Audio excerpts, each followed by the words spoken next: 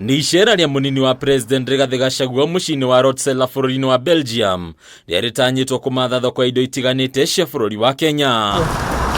Thikũ ya gatatũ ya kĩwĩra bũrũri-inĩ ũcio, mũrĩmi wa kahũa wa gũkũ bũrũri-inĩ aingĩra itari-inĩ rĩa arĩa makũgunĩka, rĩu kambuni ya Java Coffee ĩkĩranĩra kũgũra tani 700 cia kahũa ĩmwe kwa ĩmwe kuma kũrĩ arĩmi anini gũkũ bũrũri-inĩ. We are not saying we do away with the middlemen.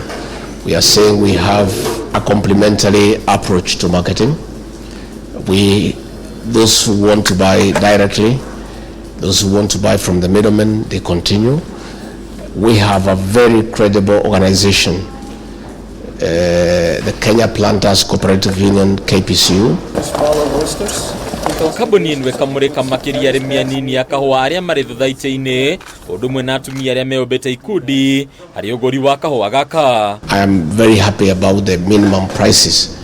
The guaranteed minimum return is really the motivating factor for any farmer, because a farmer assured of a certain price goes to the farm with certainty and an expectation of what the farmer will earn at the end of the season. Ningĩ GACHAGUA ũrĩa ũgĩire na gĩikaro na mũrũgamĩrĩri mũnene wa kambuni ĩno ekĩranĩra ngirimiti ya gũkinyanĩria ikinya rĩrĩ na kambuni ĩno, rĩu akĩranĩra gũtigĩrĩra Kenya nĩ yakũria kahũa makĩria itanya inene arĩ gũkinyia tani 260 ihinda-inĩ rĩa mĩaka 5 yũkĩte. Kenyan coffee, because of its very high quality, is used for blending.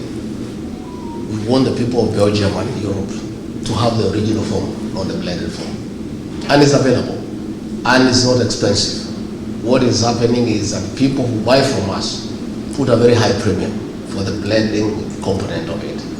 If you come and engage directly with the Kenyan farmer, you'll be able to get the original coffee at the right price. Thoko ya bũrũri wa Belgium na mabũrũri mangĩ gĩtarũ-inĩ kĩa Rũraya ĩkamũrĩkwo ta thoko ĩrĩa njagĩrĩru mũno ya kũrongoreria magetha ma Kenya, kũrĩa kahũa gakonyore gatanyĩte gwĩkĩrĩrwo kũrehithĩria arĩmi umithio gũkĩra kahũa karĩa gatarĩ gakonyore. And visit our farms and taste our coffee, cup it, see the quality, look at the pricing, look at the business opportunities available between you and the farmers of Kenya.